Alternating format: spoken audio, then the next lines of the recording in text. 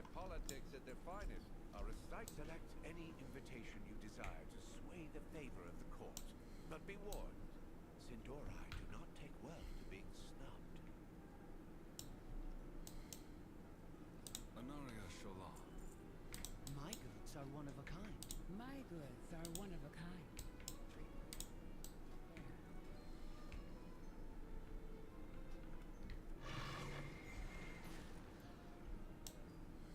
Welcome, welcome. Make yourself comfortable. No kurwa.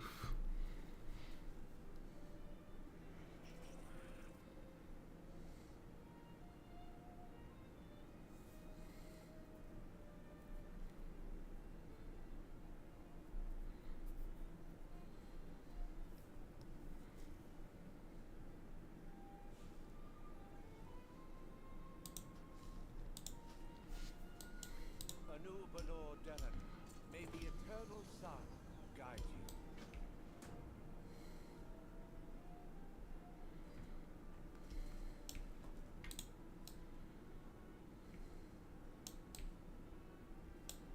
With perseverance, strength, may the eternal sun guide you.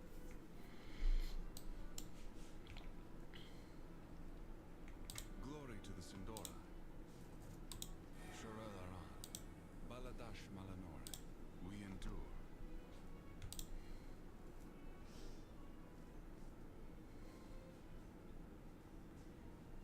May the eternal sun.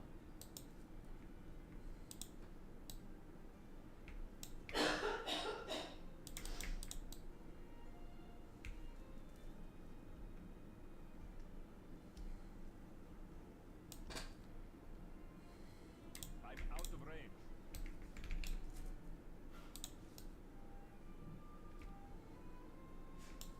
Glory to the Sindora.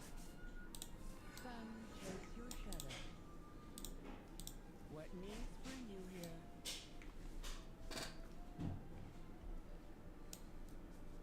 We endure. Anubala Belorealan. We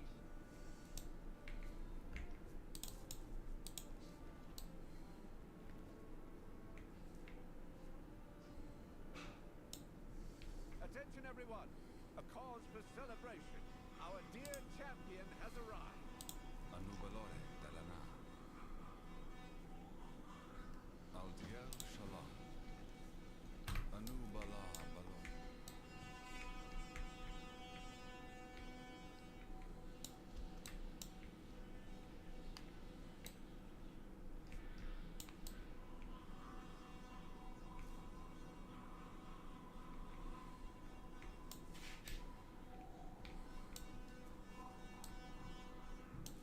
Baladash, Malanore.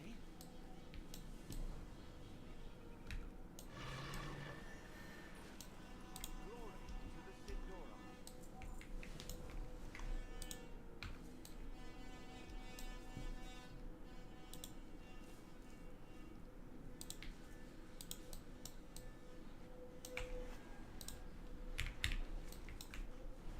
That spell isn't ready yet.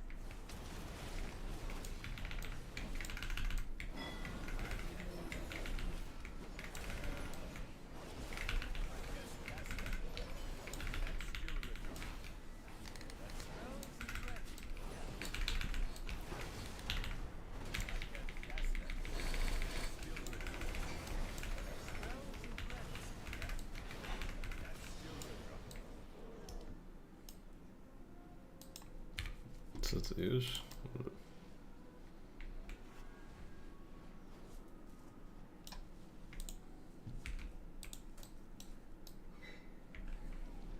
I can't cast that.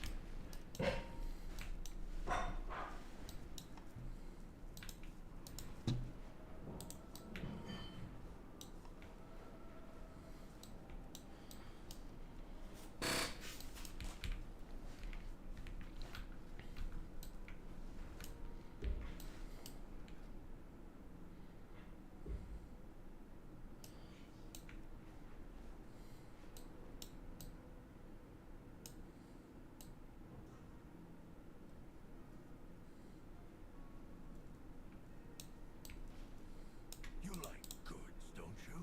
Then find them. A toast to the Blood Knights, stalwart devotees of the light and defenders of Eversong.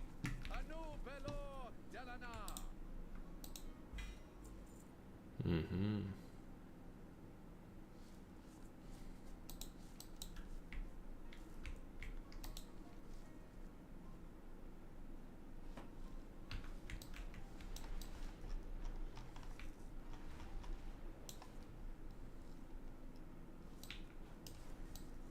No, skrzynia będzie.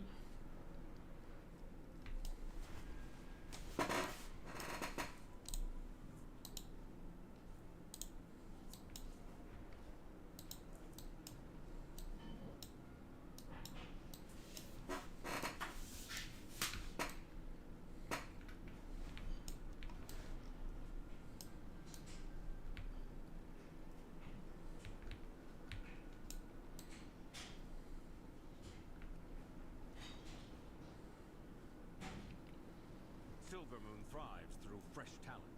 Recruit any who seem capable.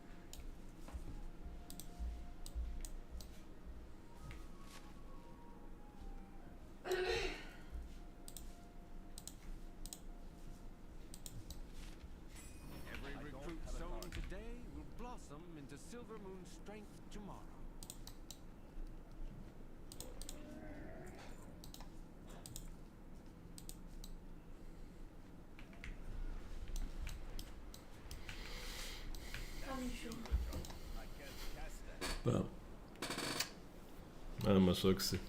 Fajny, nie? No.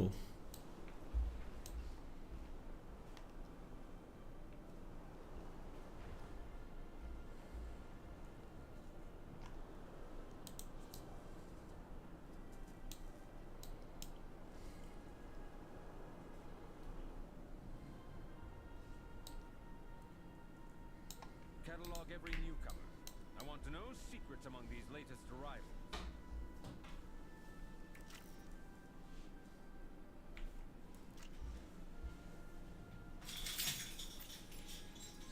Kuba, dam ci tą kartę płatniczą.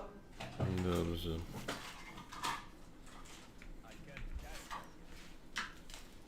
Pamiętasz naszą rozmowę z rana? czy Tak, nie? pamiętam. Chcesz, żebym płacił. Kartą. Tak.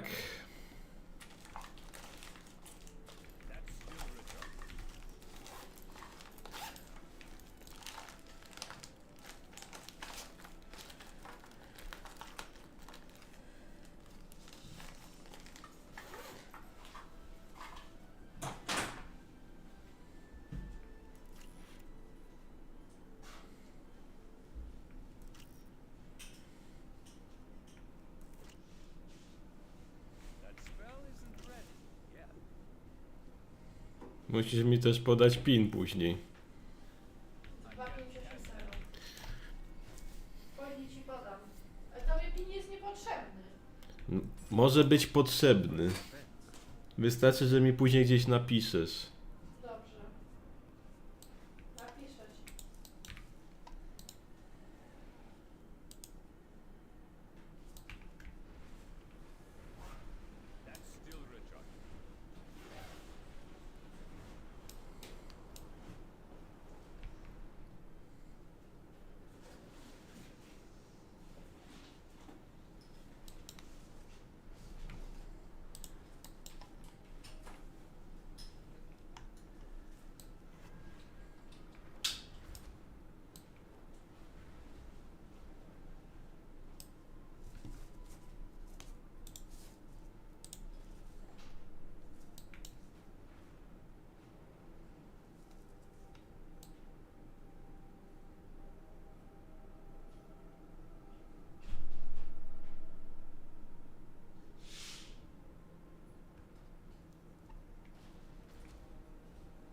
Kuba, zostawiam uchylone okno. No. Tak myślę, może byś Franceskę puścił. Najpierw stąd pozbieraj rzeczy. Najpierw Ania, wyjdź stąd. Najlepiej. Bo cały czas mówisz, że wychodzisz, a nie wychodzisz. Wkurza mnie to.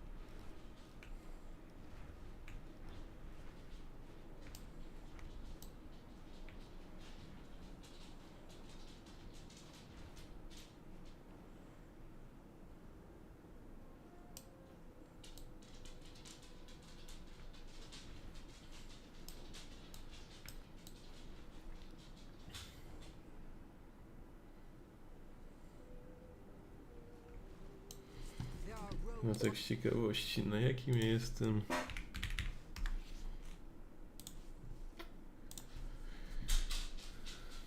Co mi jeszcze potrzeba do partnerstwa?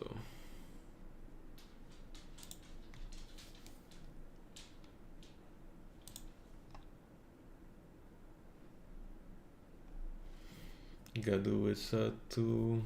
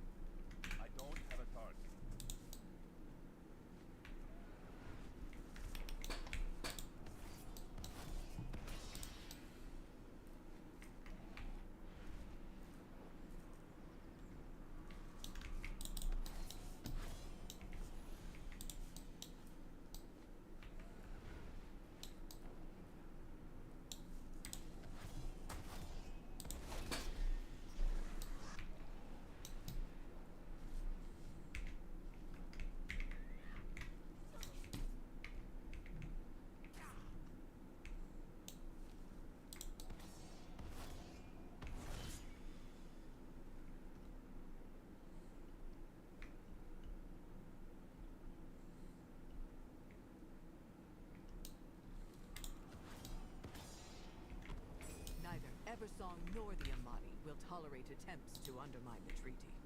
Well done.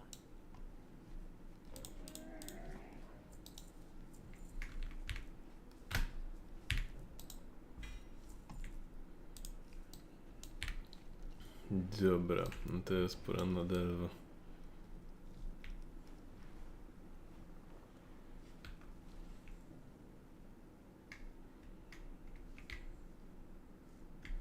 A mam dziwnie szerokokątną kamerę, mam wrażenie.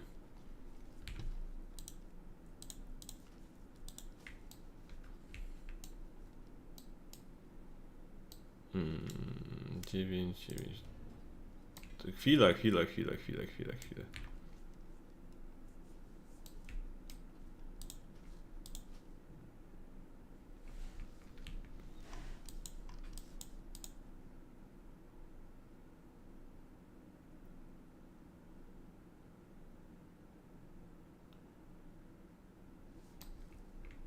Czemu mi pokazało, że nie? O, teraz pokazało.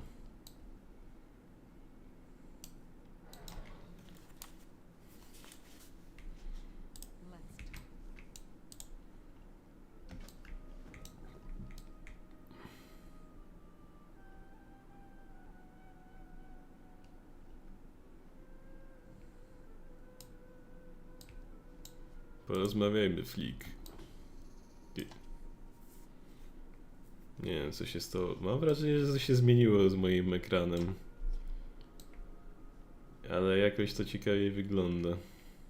Naście jakby było szerokokątnie.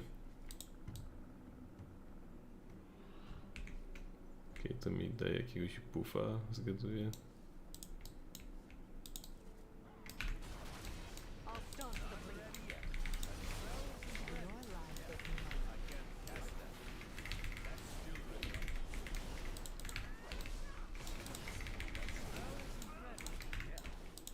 is O chuj, don't waste a może nie? darkness fear.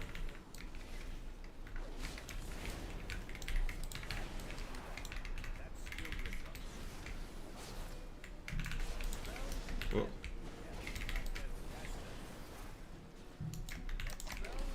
I'll take that.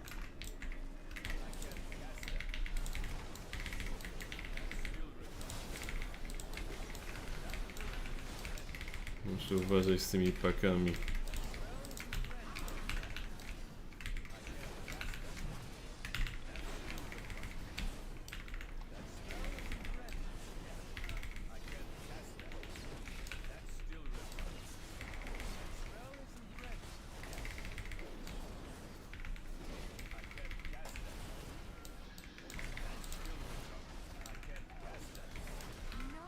Nie, kurwa mać.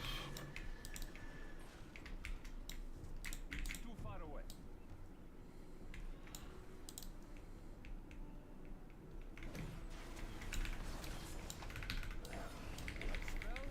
1 milion.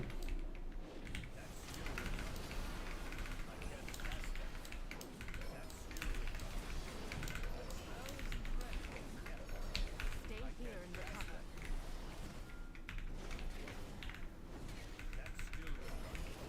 Your pace, my pleasure. Now strike. Okej, to był ten kutasiarz. Muszę tych uwolnić, ta. Dobra.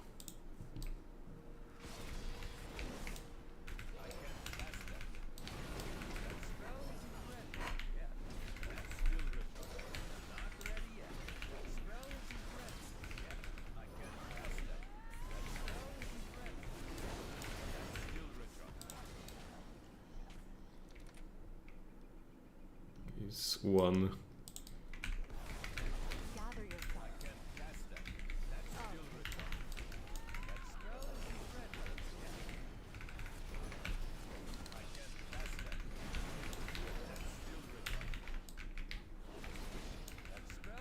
Be bold.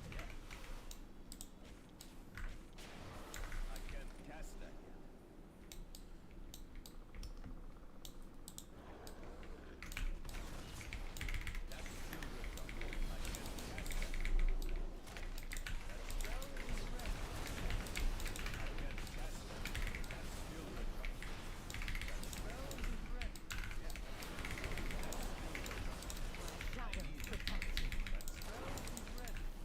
I'll start the blink.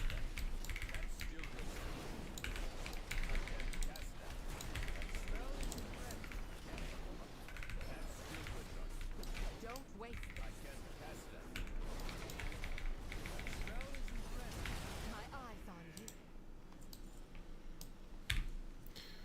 Nemesis ten.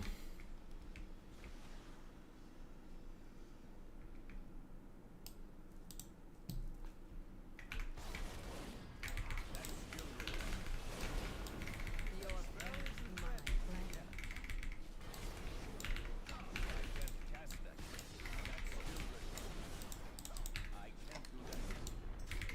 Take strength from me.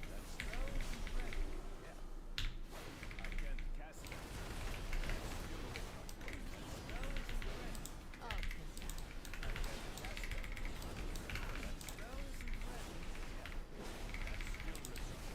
Gather yourself.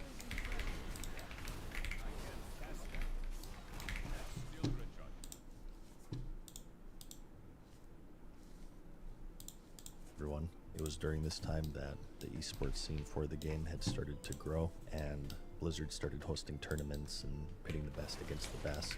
Personalities tied to the game had started to gain followings, and it really marked a new era in the PvP side of the game. And beyond all of that, flying, jewel crafting, the new races, It was all received quite favorably, and the players just seemed to be lost in the enjoyment of all of the shiny new things. As always though, it wasn't all perfect, and I always like to include both sides of the story with these videos. There definitely were complaints to be found. As popular as flying mounts were, they did also have a negative effect in the previously mentioned feeling of being in this massive world. It's the massively multiplayer online role-playing game. It's literally in the name. The feeling of this massiveness and enormity is a core pillar of the genre, and as inconvenient as it was to trudge around on the ground, having your wings clipped and being forced to navigate it in this way really did a lot to give the players the feeling of this enormity and danger within the world. Combining the flying and the expansion's relatively small landmass in comparison to Azeroth, the world did have quite a small feeling to it. Especially once players started unlocking the fastest speed, you could really go from one corner of the world to another in minutes, which was something that wasn't possible in vanilla, barring the pre-designated travel options like boats or zeppelins. Another negative for some would be that with the paladin and shaman now being shared, although the game was much more balanced and the fights were more easily designed, many argued that it also lost a lot of its unique charm. These two classes being restricted was just another thing that set the factions apart from one another. Some argue that one of Vanilla's greatest strengths is its greatest weakness. With imbalance comes uniqueness and a lack of curation and restrictions. And for many, that's really one of the major appeals of the genre. You're sort of thrown into this world, and the experience is what you make of it, almost like an unrestricted playground. And while the Burning Crusade was far from it, this fixation on balance, many remark today, is the source of removing a lot of its charm and uniqueness and freedom. Eventually, Blizzard would start seeing weaknesses in classes as straight-up flaws and sought to remove them completely for the sake of balance. But in the process of doing so, they began to lose their identity and started to bleed into one another, so much to the point that they had to completely redo all of them in the Legion expansion to give them an actual identity once again. Another complaint, again not tied to the expansion itself, was that it also marked the birth of daily hubs. In the Outland, there were various factions where, in order to further your reputation with them, you'd need to return daily and complete a set of tasks. This was done to add incentive to keep logging in every day, and as you'd know if you saw the Battle for Azeroth episode, this would eventually become a monster that they lost control of, and it slowly transitioned from an incentive to log in to a punishment for not logging in as they began to dominate every corner of activity. In BC itself, it was rather contained, but it did mark the beginning of a real problem. But in reality, in the criticism section, when I'm mentioning things that weren't even problems during the time, you know it was pretty good. The Burning Crusade had a lot of improvements, certainly a lot to unpack, and it was delivered quite well with a strong cadence of patches to follow. There were some fairly sizable dead spots, but largely because everything was so difficult, many were actually quite thankful for having a chance to catch up and actually finish a raid before the next one was released. It marks one of the most exciting periods in the game's history. This already massive worldwide phenomenon somehow became even bigger, and the rising subscription numbers show that quite clearly. The expansion today is looked back upon very favorably. For many, it's their favorite era of the game, and it marks a time where the confidence in Blizzard and their games was at this all-time high, and the community was extremely excited and optimistic, and it's certainly earned its reputation as one of the greats of not only the MMORPG genre, but the gaming industry at large.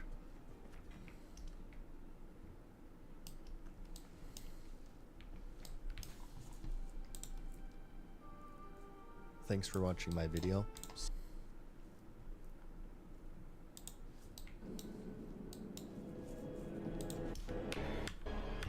Some of the company comes us Expansion, The Burning Crusade. free to London to buy the first copies. Our technology The correspondent. year is 2008, and World of Warcraft is riding high off of its first expansion, The Burning Crusade. As you'd know if you saw episode 4 of the series, It was an expansion that soared to new horizons, and it showed the player base the possibilities of what an expansion pack could be. 10 more levels, new zones, dungeons, raids, redefined class balance, 2 races, flying mounts, and the thrill of arena PvP, to name just a few. It just built on the foundation of a game that had already taken the world by storm, and it would break subscription numbers month after month. And it is at this point that many consider the game to be firmly in its golden era. But eventually, every chapter closes to open another one, and Blizzard Entertainment showed that there was far more story to tell and challenges to conquer by unveiling their second expansion, The Wrath of the Lich King. Following the events of the Burning Crusade, a darker threat loomed. Arthas Menethil, once a prince, now a deathless tyrant, stirring in the frozen wastes of Northrend. His scourge army swelled, unleashing plagues and undead horrors across Azeroth. From the howling fjords to the icy peaks of Icecrown, Northrend beckoned, a harsh and haunted continent of Viking-inspired tribes, ancient Titan relics, and the looming shadow of Icecrown Citadel. This was no mere skirmish. The Alliance and the Horde would unite, however uneasily, to face this world-ending evil, with the floating city of Dalaran serving as their neutral bastion. And unlike the Burning Crusade, at this point, the player base had an idea of what to expect from an expansion. The Doomsayers were silenced, and there's now the set standard and expectation for what their $50 got them. After soaring into the heavens in the Burning Crusade, there's just one question. Could the Wrath of the Lich King even match, let alone surpass the quality of the adventure into the Outland?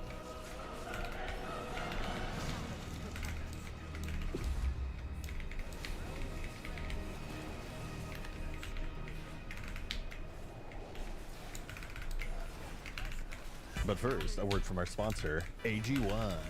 Much like how in classic World of Warcraft, I filled in the gaps by predicting that after the level boost would come the WoW token. Told you so, by the way. AG1 is a daily supplement that fills the nutritional gaps in your diet. The next gen formula is backed by years of research and 4 clinical trials, and delivers a powerful blend of prebiotics, probiotics, superfoods, and functional mushrooms to support your gut health and boost your immune system. In case you ever decide to leave your basement, aside from complaining about retail World of Warcraft, it's my go-to daily quest. You just mix it, drink it, and that's it. I've been taking it first thing in the morning, and after a few weeks I've noticed better digestion and a solid energy boost, despite the monotone demeanor. Plus, they also offer these travel packs if you're on the go. You can grab it from their website using my link in the description and pinned comment for just under $3 a day, and you'll also get $76 in free extras, including 5 travel packs, a shaker, a metal canister, and a bottle of vitamin D3 and K2. If that interests you, you can check it out via the link in the description or scan the QR code to get started. I'm very pleased to tell you that the dev team's been hard at work on the second expansion for World of Warcraft, Wrath of the Lich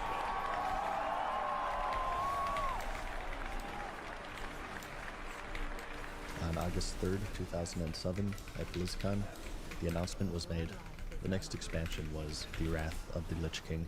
Of course, at this point in time, Warcraft 3 and its expansion, The Frozen Throne, hit store shelves and quickly became one of the fastest-selling PC games of all time, even breaking their own record set by Diablo 2. In the events of The Frozen Throne, players learned of the story of Prince Arthas Menethil, where, driven by a quest for vengeance, takes up the cursed blade, Frostmourne, eventually leading him down the path to becoming the new Lich King, who is the ruler of all undead in Azeroth. After gathering his forces from the lands of Northrend, he begins invading the Eastern Kingdoms and Kalimdor, and spreading his influence across the land. And it's up to you, the player, to stop him at his home turf in Northrend itself, which was now conveniently mapped out by Azeroth's cartographers. Nice. Wrath would continue the trend started by the Burning Crusade, and it held what? Bardzo dobry dropik.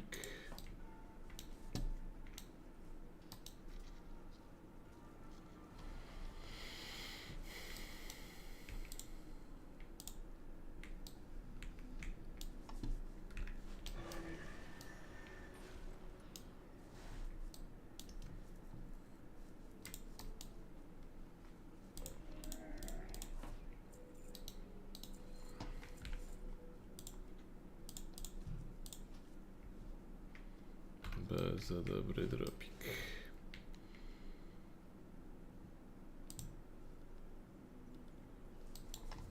Zazwyczaj.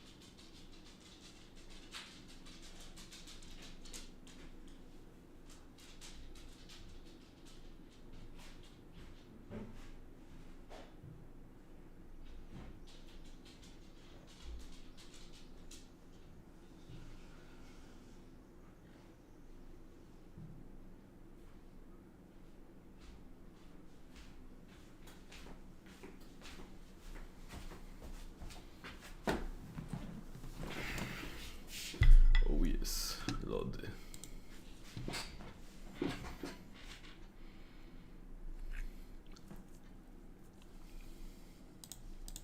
Many now considered to be gold standards of an expansion. More levels of character progression, new spells, talents, updated class balance, as well as new zones, dungeons, and raids to conquer. Perhaps one of its biggest selling points, however, was the Death Knight. Funny enough, a remnant of vanilla World of Warcraft back from 2004.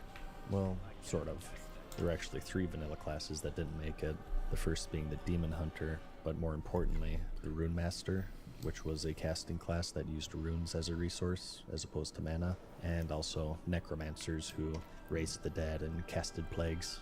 Eventually, the latter 2 classes would merge and become its own class, called the Death Knight. Lore-wise, they were created by the Orc Warlock Gul'dan during the Second War. Seeking to bolster the Horde's forces, he used dark magic to bind the souls of fallen Orc warriors into reanimated human corpses, which created powerful undead warriors loyal to the Horde. These early Death Knights, such as Turan Gorfiend, were necromantic entities wielding shadow magic, and they were quite distinct from later iterations. In Wrath, however, they were reimagined as a playable class tied to the Lich King's rise. After the events of Warcraft 3, the Lich King, which was Ner'zhul and later Arthas, refined the process, raising powerful heroes and champions who died in his service or were forcibly converted. They were then imbued with necromantic powers, wielding rune blades, and commanding the powers of Unholy, Frost, and Blood magic. They were then bound to the Lich King's will, and they served as elite enforcers of the Scourge. As for the expansion itself, it introduced Death Knights as former heroes of the Alliance or Horde that were freed from the Lich King's control after the events at Light's Hope Chapel, where the Argent Dawn weakened his grip. Days not today. Tyrion!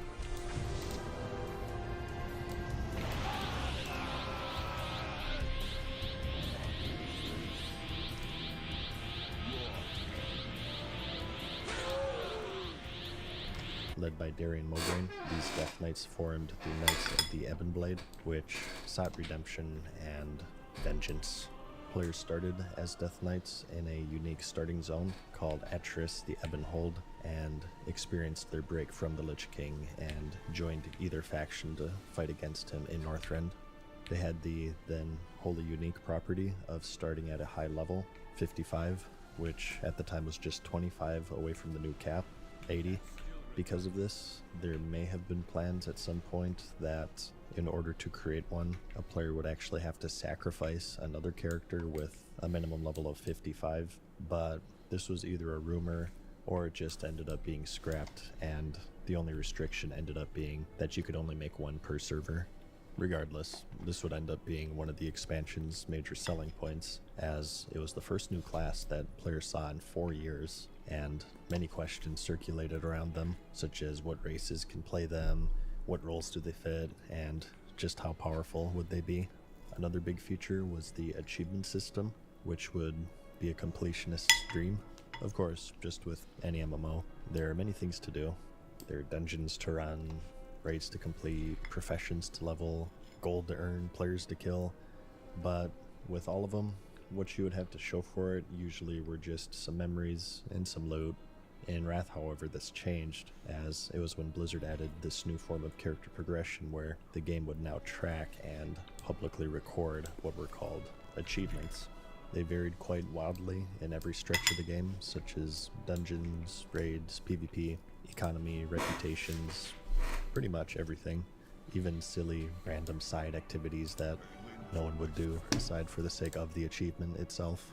As a reward for each achievement, the player would receive a certain amount of points, and in some cases even rare cosmetic rewards such as pets, mounts, and even titles. Some people find it surprising today that siege vehicles were a highly touted feature. Siege weapons.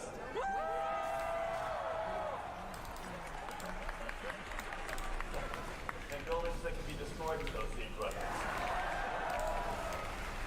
These would be vehicles that players would control to wreak havoc, giving them powerful abilities, and they primarily appeared in various quests throughout Northrend, but also in some more pivotal activities such as the second raid tier, Old War, and also the new PvP zone, Wintergrasp.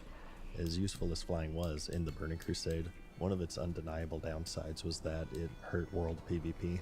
They tried to dampen this by adding some side PvP objectives in many of the zones, Hala and Nagrand probably being the most major that people remember, but when players can simply zoom away at a 300% speed flying mount, it's much harder to get a natural and organic war started, like the classic Terran Mel versus South Shore battles from Vanilla WoW. So Wintergrasp was an attempt to rectify this. It was essentially this whole dedicated zone where everyone is flagged for PvP, flying is disabled, and throughout the day the battlefield would become active and the two sides would fight for control of the Wintergrasp Keep, which gave access to vendors, items, and even an entire raid. The winner of the battle would be the defender on the next stage, and the loser would be the attacker, and they would have to use siege vehicles to attack and defend the keep within a certain amount of time in this attempt to reinvigorate world PvP back into the game. These siege vehicles would also see use in two completely new battlegrounds, the Strand of the Ancients and the Isle of Conquest, where with the former, similarly the two factions would take turns attacking and defending a keep through the use of catapults.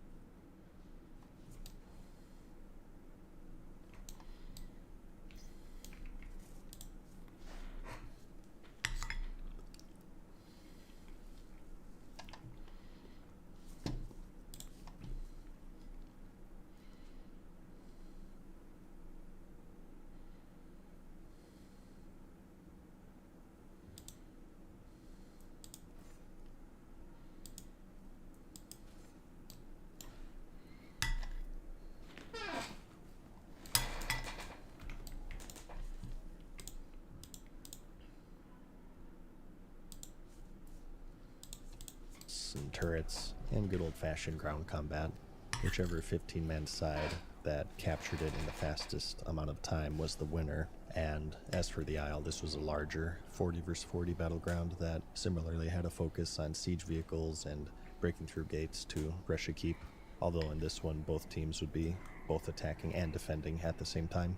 Just as how the Burning Crusade released the new jewel crafting profession, Wrath had Inscription, which could make stat-boosting scrolls, vellums for enchanters to turn into consumable enchants, and most importantly, they could also make glyphs, which were another new feature. This was something that was akin to the talent tree system, where players could add another layer of customization by placing both minor and major glyphs on their character that altered their abilities in various ways.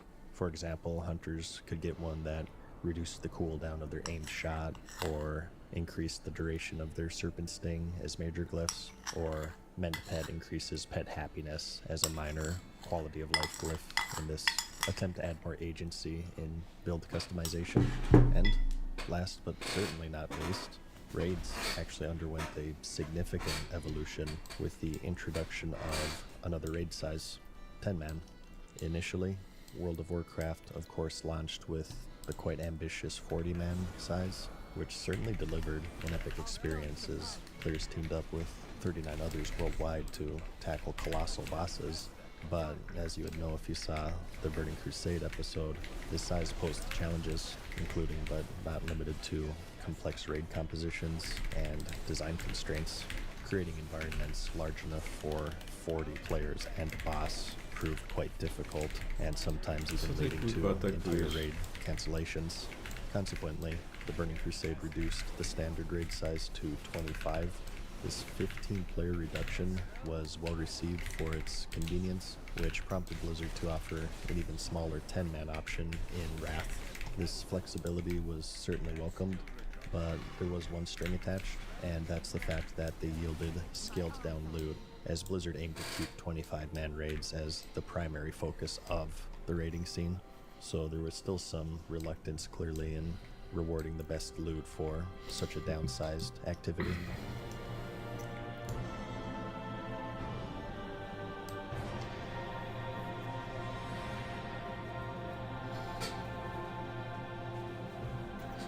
And so, the stage for another expansion was set.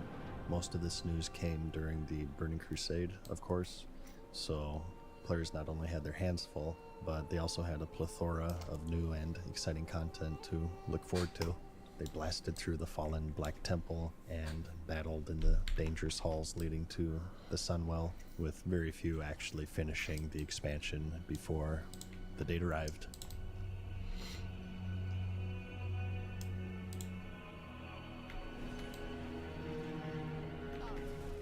November 13th, 2008, the release of World of Warcraft's second expansion, The Wrath of the Lich King.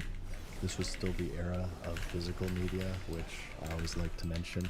Today with digital downloads, it's as simple as sitting at your computer and clicking a button. But back then, if you wanted to be one of the first to explore the new zones, you had to wait in line at Best Buy or whatever retailer that you preferred and sit with a bunch of unbathed nerds in eager anticipation of this worldwide cultural phenomenon.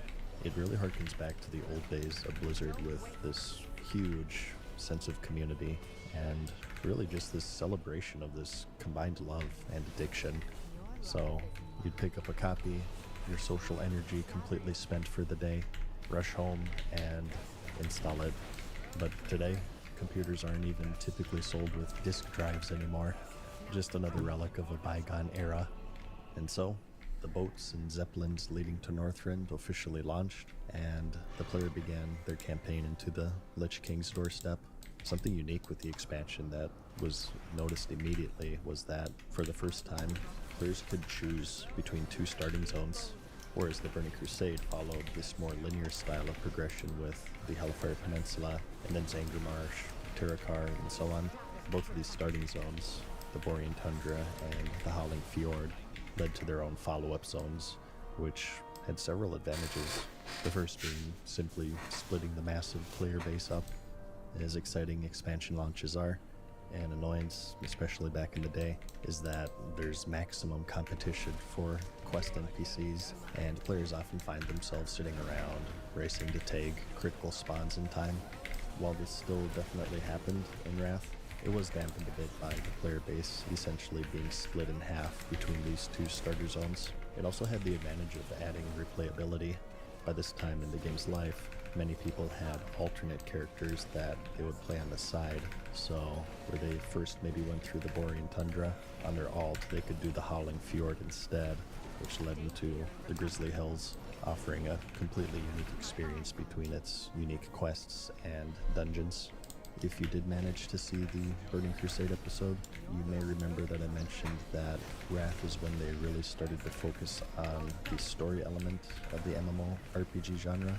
Well, I'd say that this started to ramp up in the Burning Crusade, with its large focus on major lore characters like Illidan Stormrage and Kael'thas Sunstrider. This is really when they kicked it into maximum overdrive with its focus on the new Lich King, Arthas Menethil. He was made the primary focus from the beginning to the end, and he was referenced in quests. He made appearances at the end of major quest chains or dungeons, and although I won't go over his full story, I'll leave that to the professionals like Novel. I did want to briefly cover Arthas' arc because it is so important to the identity of the expansion, so this episode will have a little bit of extra lore here. So, Arthas Menethil, born the heir to the throne of Lordaeron, grew up in a golden age of peace under his father, King Tyrannus Menethil, trained as a warrior and paladin of the Silver Hand under the legendary Uther the Lightbringer. Arthas embodied courage and devotion, with his heart set on protecting his people.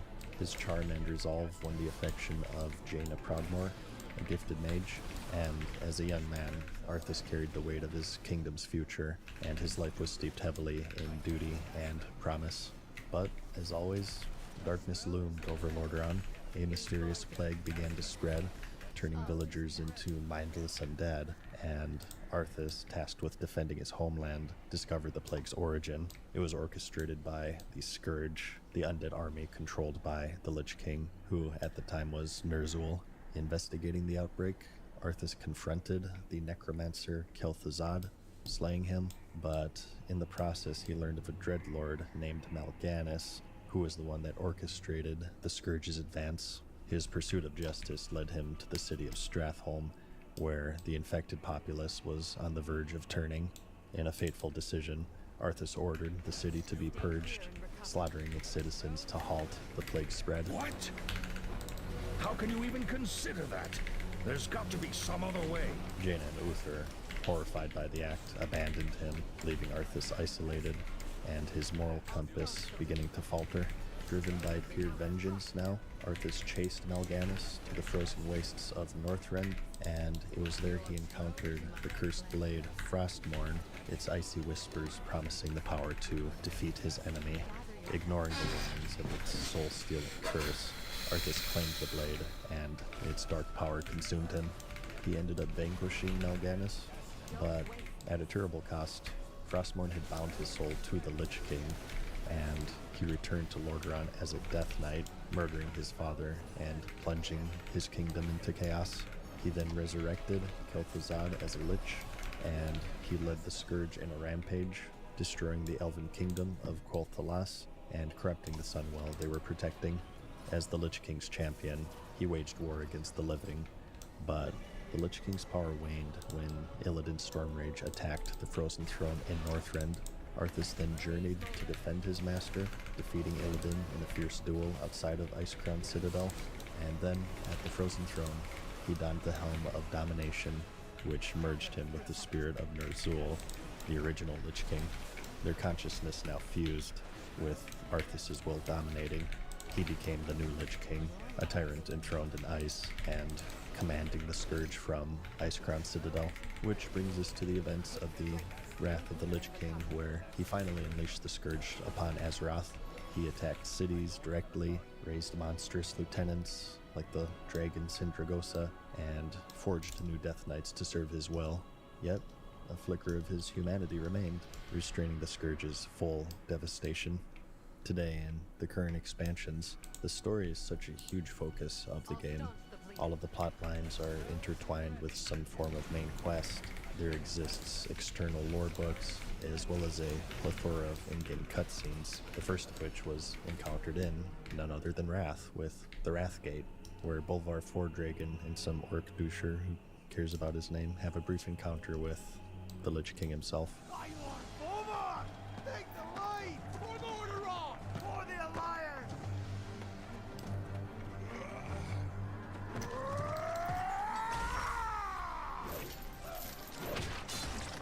Back, you mindless wretches!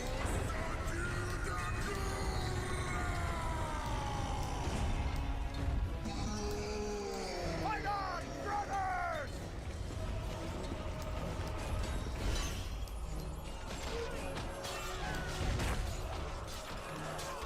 Rise up, sons of the Horde! Blood and glory await us!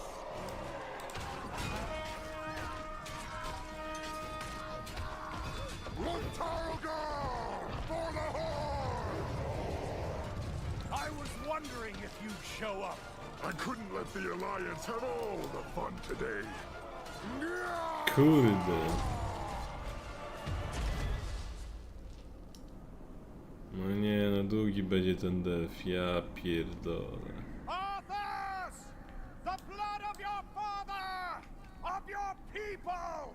Demands justice! Come forth, coward! And answer for your crimes!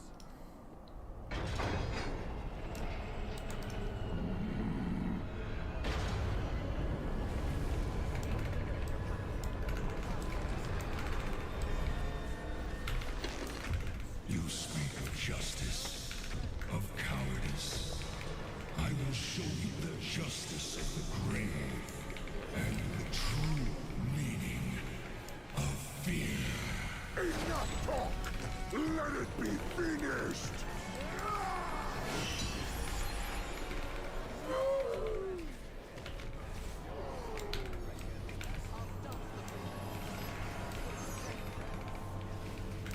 You will pay for all the lives you've stolen, traitor! Boldly stated, but there is nothing you can... What? Did you think we had forgotten? Did.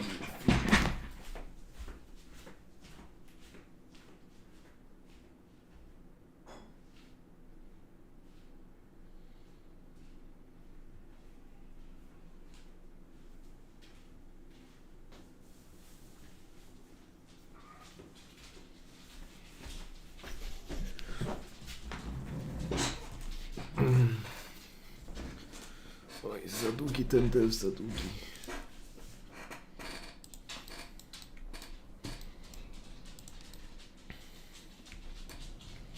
Martin, did you think we had forgiven? We had forgiven. Aha, to słychać. XD.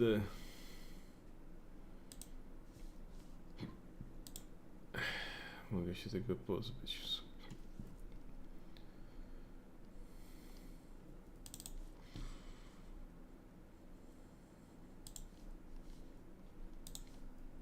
O.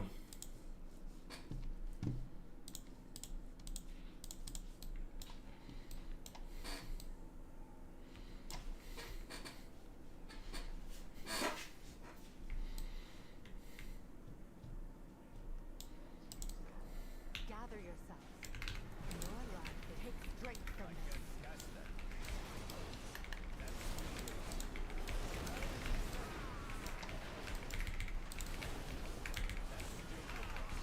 Shadow protect you.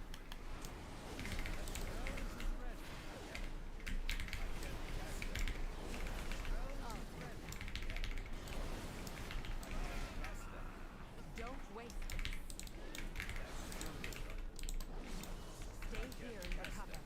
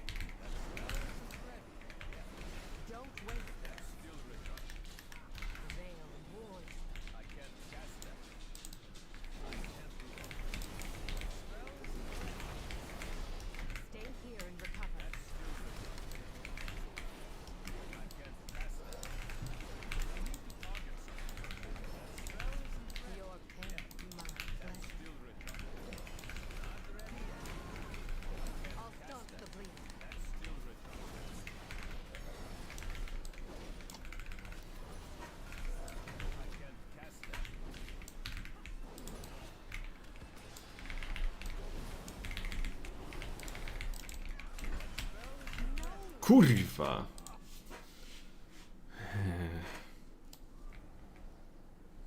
To będzie trudne.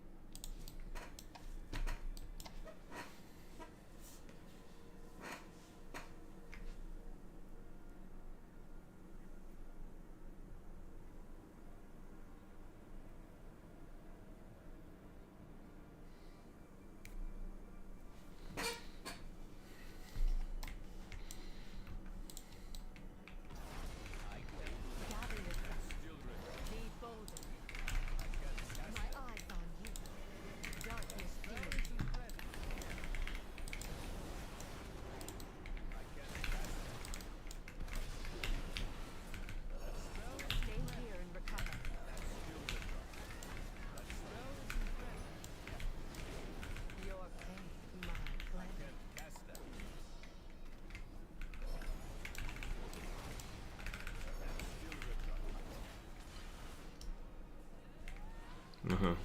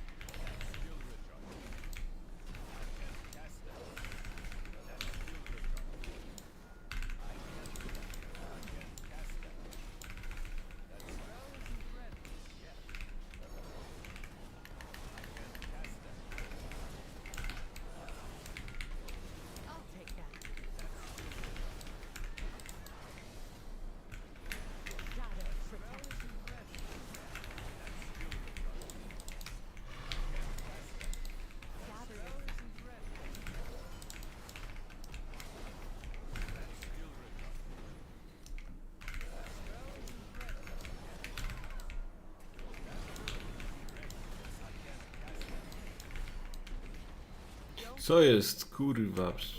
Byłem z boku.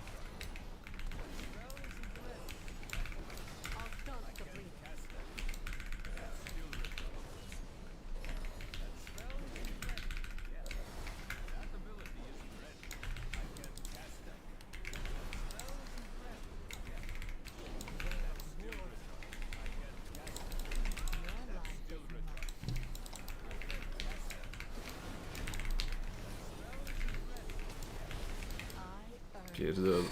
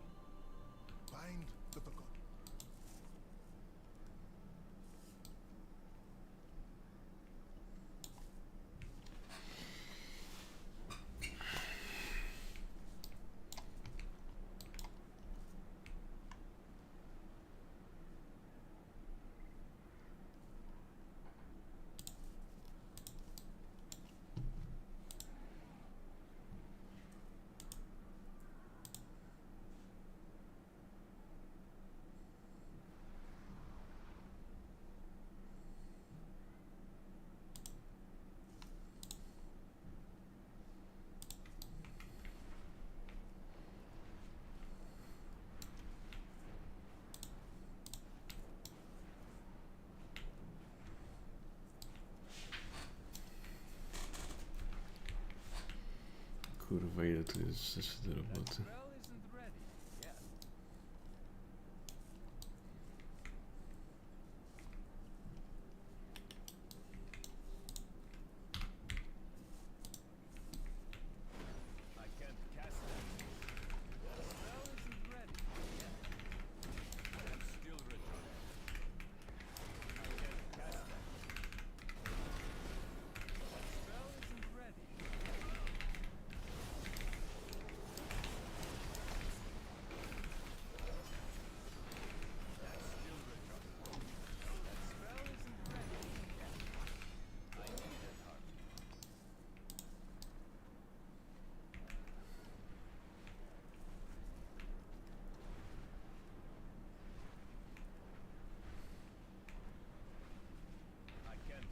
This magic here is old and dangerous.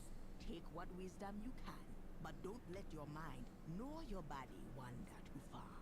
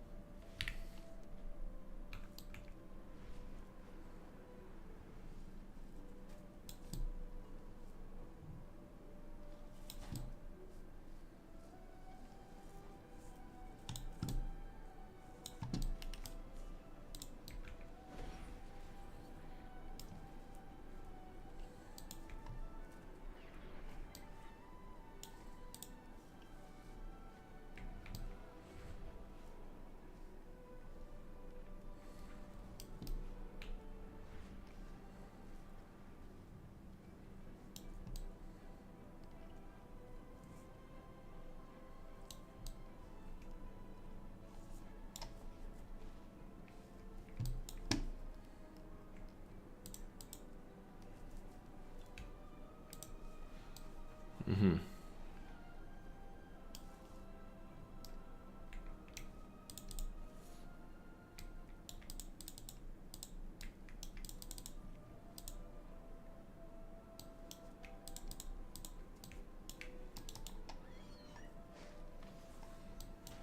Kurwa, w końcu zrobiłem.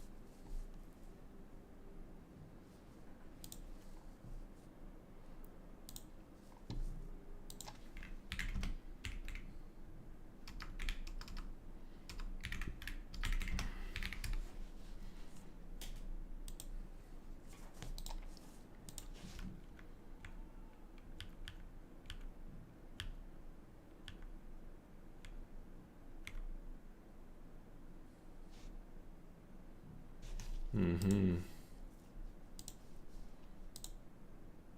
O to tu chodzi.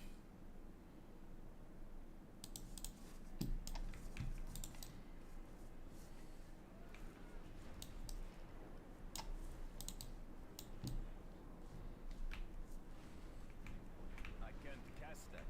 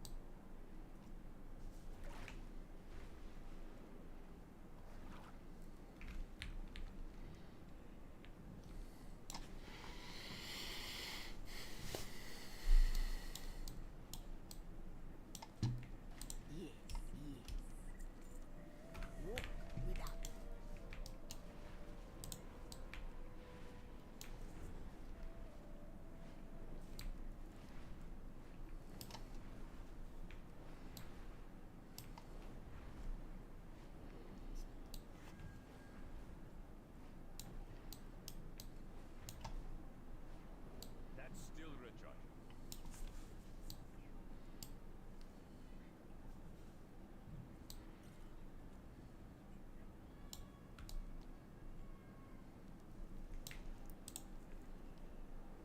Hungarian tenacity meets tiny thorns, and all of Harandar bleeds. We Harania step in, not to win a war, but to pull it before the rust consumes all.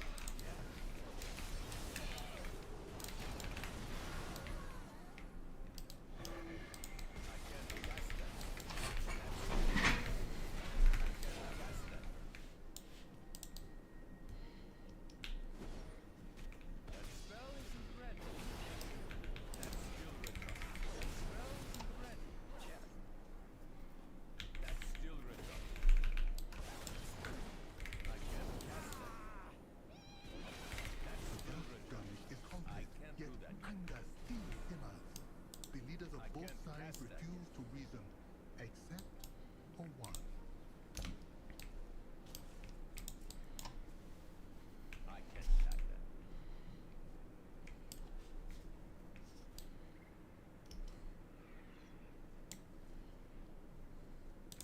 If it must.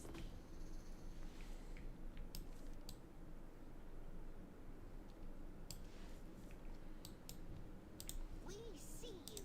Behold, Rusula, an advocate for mercy whose plea was drowned by the drums of war. But Rusula knew how to make their voice heard over the din.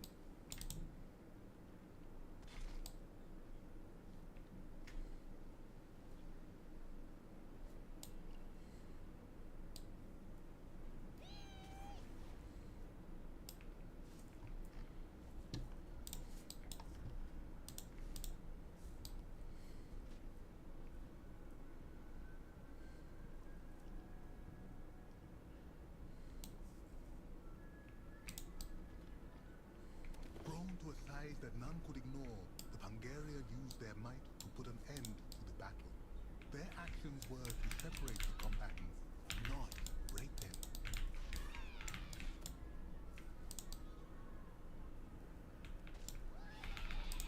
Rutani throne. This one listens. We offer greetings. With the fighting ended, they laid down their spear and asked the Harania to stop the killing. This is Rusula's lesson. Strength can bring victory, but tempered with mercy, it brings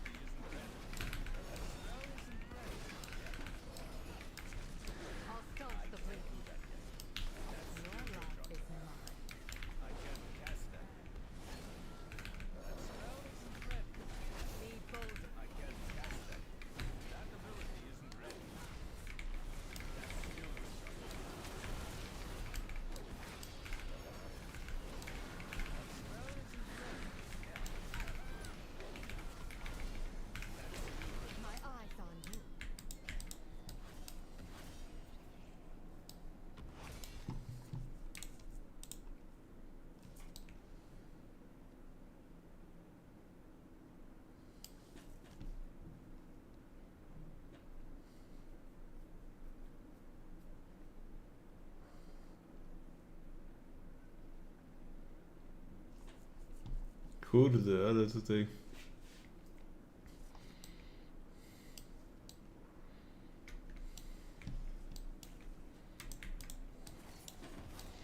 Jakie boty się tu odzywają. Jeszcze tego trzeba. Your pain, my pleasure. Co jest, kurwa?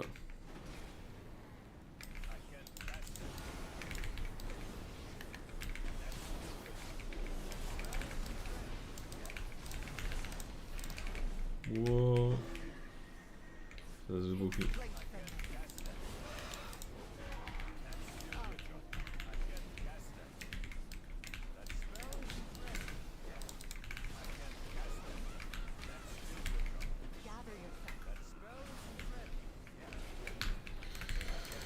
To jest za dużo, kurwa.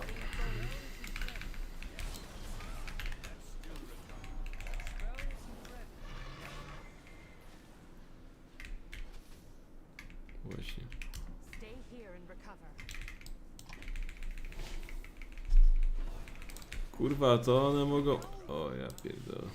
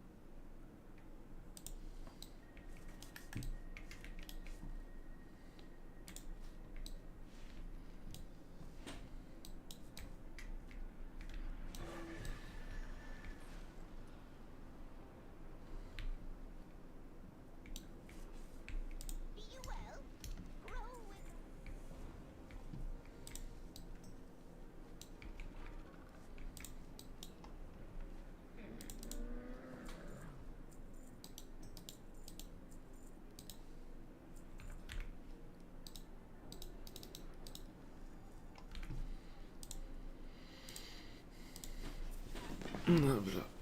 Ile już mamy tego i ten levela? Jakoś to rośnie. O kurwa, skrzynia. Szybko.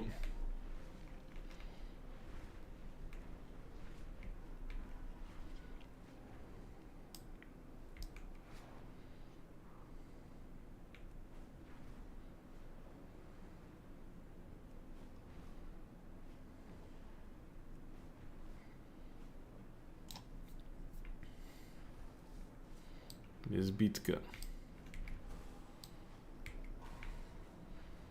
O, jakiś hordzie gdzieś tam leci.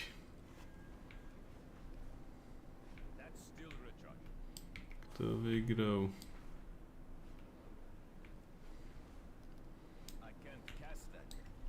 Alianci, let's go. Zawsze mogę liczyć na swoich ziomków. Nie, nie potrzebuję tego.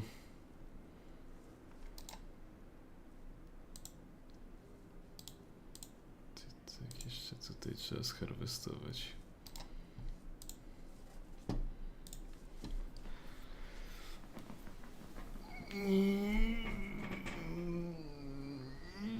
Ja!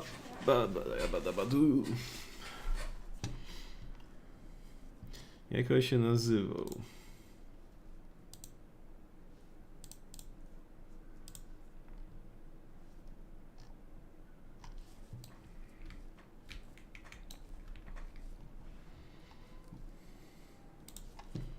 A tak. Co tam u Libertuma?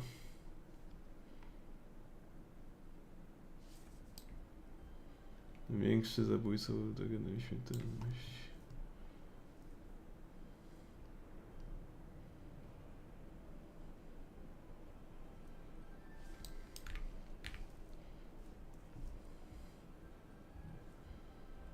Oj, to będzie dobre.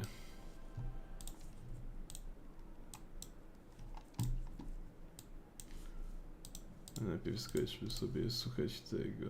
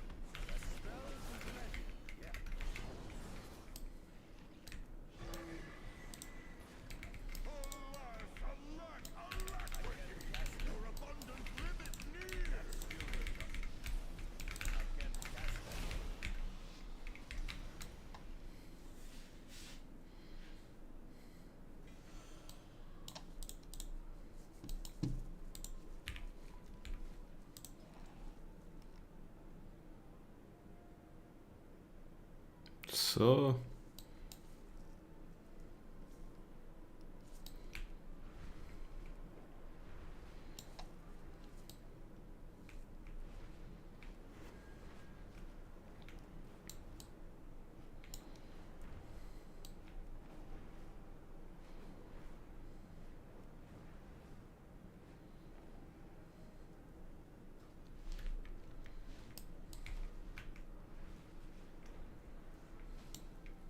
With perseverance, strength,